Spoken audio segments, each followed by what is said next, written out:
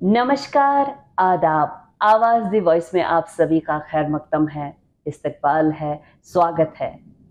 इल्म का नूर, जी हाँ, इल्म का नूर फैलाने वाली आज हमारे पास खास शख्सियत है यहाँ कश्मीर में SSM कॉलेज में, श्रीनगर स्कूल ऑफ मैनेजमेंट। यहाँ के स्टूडेंट्स ऑल ओवर वर्ल्ड में कैसे पहुंचे, कैसा यह ख्वाब शुरू हुआ, देखा गया 1988 में, और जिसने ये ताबीर पूरी की उनका नाम है दिल अफरोज। जी हाँ, चलिए इनसे बातचीत करते हैं।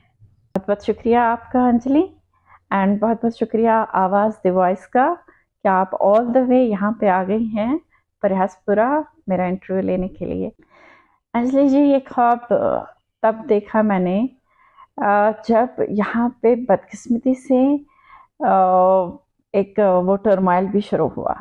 1988 की बात है कि जब हमने ये इंस्टीट्यूट खोला, एक प्राइवेट इंस्टीट्यूट था कि राजबाग में स्टार्ट किया था, और हम शायद 5-6 महीने ही चले होंगे कि एक हालात यहाँ ख़राब हो गए।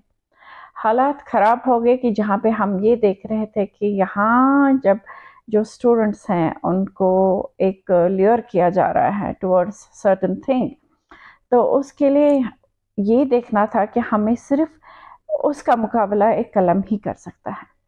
और उस टाइम से आज तक हम जदोजहद कर रहे हैं।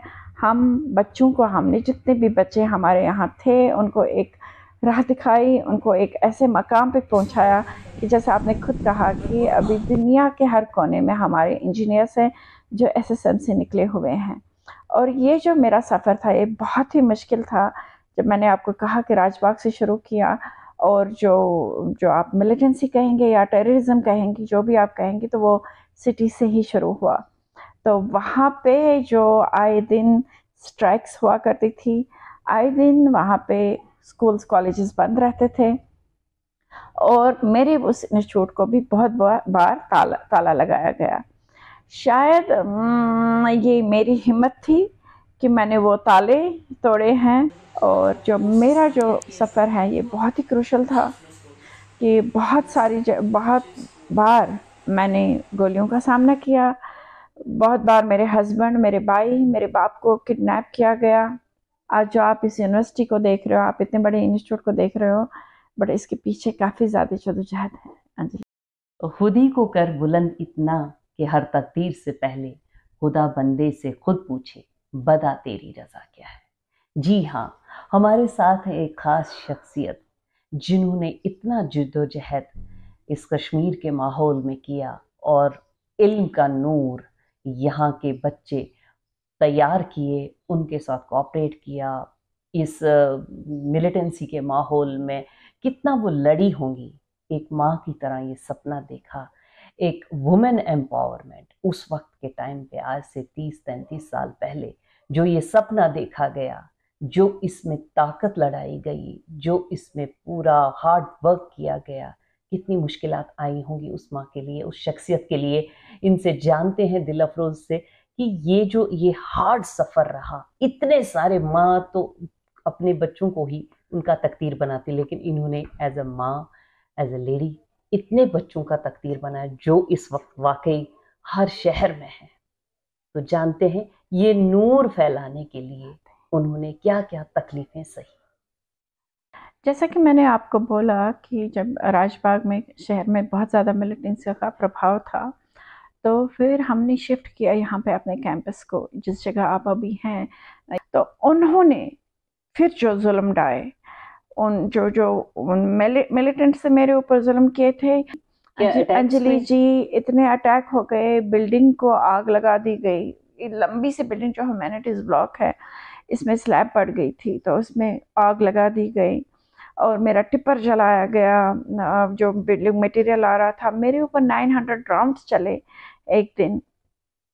मुझे लगता है कि शायद ऊपर वाले ने मुझे भेजा था यहाँ पे कश्मीर में, कि उसको यहाँ, इन लोगों को, जितने भी लोग यहाँ से निकले, उसको उनकी ज़िंदगी बनानी थी शायद मेरे through.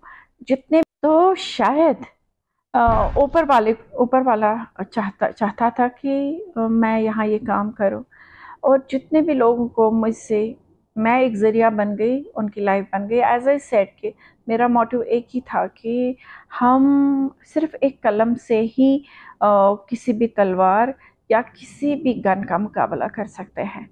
So that was the motive ji. Being a woman was, I would say, blessing in disguise इसलिए थी कि जो भी लोग मुझे हमला कर रहे थे, जो भी ये कर रहे थे, तो उनको कई बार, अगर ये कोई और होता, शायद अगर कोई आदमी होता तो वो मर भी गया होता अभी तक।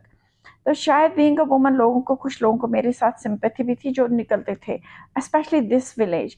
इस विलेज को मैंने एक चैरिटेबल स्कूल बनाया यहाँ पे, जिस स्कूल में मैंने इनके बच्चों को फ्री में पढ़ाया जो भी था।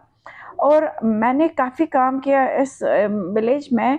वो ऐसे किया कि जैसे बहुत गुर्बत थी इस विलेज में, बहुत ही ज़्यादा, आप जिसका अंदाज़ा नहीं कर सकती हैं। तो उनको हम चावल देते रहे साल साल, और हर साल उनको चावल क्विंटल्स में देते गए, और जितना भी हमसे मदद हो सका। और फिर बैंक लाया यहाँ पे, बैंक के ज़रिए उन्होंने कुछ लोन्स लिए, उनकी एक माली हालत और उनका ये हालत बहुत ठीक हो गया। तो आप जो ये कह रही हैं कि एज अ वुमन जो आप एलीट क्लास है, आप बाकी उनको एक्चुअली बहुत जेलसीज हुई, because I was not an engineer yet running an engineering college, and I was not at that having so much of wealth behind me. So I yet started with a zero. And आप देख लीजिए कितना बड़ा ये institute बन गया। तो कुछ लोगों ने बहुत ही ज़्यादा हर तरह से कोशिश करी कि मुझे पुल डाउन करने की। एज आई सेड कि ऊपर वाले का साथ था, और मेरी हिम्मत मेरी इतनी थी, वो मुझे खुद भी नहीं मालूम है कि वो कहाँ से आती थी वो हिम्मत। तो जैसे मैं आपको बता रही थी कि जैसे बाहर किसी भी जगह, यूनिवर्सिटी ऑफ कश्मीर में हर जगह प्रोटेस्ट हो रहे थे, वो भी एक ज़माना था जब प्रोटेस्ट थे। तो मैं अपने बच्चे, हॉस्टल बच्चों को और अपने यूनियंस को लाती थी। मैं इनको कह रही थी कि यूनिवर्सिटी में प्रोटेस्ट हो रहे हैं, होने दीजिए, वो गवर्नमेंट इंस्टीट्यूशन है, उसको कोई बंद नहीं करेगा। बाकी कॉलेज में हो रहे हैं, अगर यहाँ पे हुआ, अगर मैं उनको इमोशनली एक्सप्लॉइट कर रही थी कि अगर आपने कुछ किया, या तो आपको बैंगलोर जाना है, पुणे जाना है, या बाहर जाना है इंजीनियरिंग करने के लिए, और अगर आपने इस कॉलेज में किया और अगर हम बंद हो गए तो इसको कोई खोलेगा नहीं। तो उस चीज़ को देखकर हमेशा मुझे एज अ मदर मेरी बात मानते थे, और कभी कोई ये रिकॉर्ड है कि हमारे कॉलेज में किसी किस्म का कोई प्रोटेस्ट या कोई चीज़ नहीं हुआ है। और दूसरी बात, जो हम आउटस्कर्ट्स में हैं, कॉलेजेस इन द आउटस्कर्ट्स, इसका एक और बेनिफिट हो गया, जब वो बहुत प्रोटेस्ट ऑन द पीक थे, पता ही नहीं यहाँ पता नहीं चलता था। यहाँ मैसेज आती थी 3-4 बजे, और हम जल्दी जल्दी अपनी बसेस निकाल के बच्चों को भेजते थे। तो उस चीज़ का भी बेनिफिट हुआ कि हमें यहाँ बहुत ही कंजीनियल और बहुत ही हारमोनियस एटमॉस्फेयर मिला पढ़ाने के लिए, और बच्चों ने यहाँ की जिनकी ओवरऑल डेवलपमेंट हुई। आप खुद एक वुमन हैं, वुमन की इतनी ऊंची सोच है, एक माँ है, और हम ये जानेंगे कि इस कॉलेज के ज़रिए गर्ल्स एजुकेशन के लिए आप कुछ खास कोटा होता है, आप प्रेफरेंस होती है उनके लिए? नहीं, ऐसे खास कोटा तो नहीं है, बट अगेन फॉर्चुनेटली कश्मीर में अगर हम देखते हैं कि यहाँ की गर्ल्स बराबर एजुकेशन में बराबर रोल है। हमारा 50% रेशियो है बॉयज़ एंड गर्ल्स का, 50% girls and 50% boys. Not that कि there is a special quota for that, it is just like that कि यहाँ का जो पेरेंट है वो बेटी को भी उतना ही पढ़ाना चाहता है जितना बेटे को पढ़ाना चाहता है। बाकी रहा सवाल मैंने क्या किया एज अ वुमेन एम्पावरमेंट के लिए, मैंने काफ़ी सारे सेंटर्स खोले आसपास गांव में, जहाँ पे जिनके हस्बैंड चाहे वो रेनिगेट्स थे, या चाहे कोई आर्मी या कहीं टेररिस्ट की वजह से कोई मरता था, कोई गनमैन या जो भी मरते थे, तो मैंने उन वाइफ्स के लिए, because I work for the women empowerment, मैंने दूर दराज गाँव में काफ़ी सारे सेंटर खोले जहाँ पे मैंने वीमेंस के लिए ये कटिंग, स्टिचिंग, तिलादूजी, आरी का काम, बहुत सारे उनको हुनर सिखाए, ट्रेड सिखाए, जिससे वो सारी विमेन सेल्फ एम्पावर्ड हो गई, वो खुद अपना कमाने लगे। तो कश्मीर के इस माहौल में, जैसा कि वो एक लहर चली थी, माहौल ख़राब था, और आप तब भी पीसफुली चली, तब भी एजुकेशन को फैलाती गई, वुमेन को एम्पावरमेंट करती रही, हेल्प करती रही, एक जो आपने शुरुआत की और अभी भी चल रही है, अभी भी आपका सफ़र जारी है। हम जानेंगे कि यहाँ कश्मीर की तरफ से एज ए वुमेन आप पूरे हिंदुस्तान को क्या संदेश देना चाहेंगे? मैं जो बात कहूँगी पूरे अपने मुल्क को, अपने पूरे भारत को, वो ये कहूँगी कि आज जो है, आज के हालात है बहुत ही कंजीनियल हैं। आप अपने बच्चों को इधर उधर मत भेज दीजिए, आप इस जन्नत में भेज दीजिए पढ़ने के लिए। और ख़ास तौर पर यहाँ पे अब कोई वैसी बात नहीं है, developments are taking place in leaps and bounds. आप हमारी सड़कें देखिए कितनी अच्छी बन रही हैं, फ्लाईओवर्स क्या बन रहे हैं, रातों रात कितना ये हो रहा है। और जो तरक्की हो रही है कश्मीर की, आप अपने बच्चों को यहाँ भेज दीजिए और आप इसका हिस्सा बन जाइए। हाँ, मैसेज ये है कि अभी भी जम्मू एंड कश्मीर में जैसे पूरे हिंदुस्तान में सारे प्राइवेट इंस्टीट्यूशंस जो है वो खुद ही एडमिशन करते हैं, और कुछ प्राइवेट इंस्टीट्यूशंस यहाँ आके बच्चों को ले जाते हैं। वो एक अच्छी बात है कि उसमें एक नेशनल इंटीग्रेशन हो रहा है, यहाँ के बच्चे बाहर जा रहे हैं। अब ये होना चाहिए कि वहाँ के बच्चे यहाँ आ जाए। उसके लिए government of Jammu and Kashmir को यहाँ के कॉलेजेस को ये अलाउ करना है कि वो भी खास कर, क्योंकि हर किसी, अगर हम तरक्की करते हैं, कोई नेशन तरक्की करता है, उसमें प्राइवेट प्लेयर्स बहुत बड़ा पार्ट प्ले करते हैं। तो they should let the private colleges of this state to allow to make the admissions on their own, so that we can go to the other states, will bring the students here, and there will be a perfect national integration between the students. हम होंगे कामयाब। कामयाबी तो आपने छू ली है आसमां, और एक सेटिस्फेक्शन जो माँ को मिलता है संवारने में बच्चों को। अभी कब तक आप आगे जाना चाहेंगी और आगे चलना चाहेंगी, और कैसा लग रहा है आपको? कामयाबी तो हाँ, मुझे तब कामयाब लगा कि जैसे मैंने आपको बोला, एक चैरिटेबल स्कूल्स में चलाती थी। तो मैं अभी आधार कार्ड लेने गई थी, तो वहाँ एक बच्चा है, गांव का बच्चा, तो वो उसने कहा मैम मैंने आपके चैरिटेबल स्कूल से पढ़ा है, मैंने फ्री में पढ़ा है।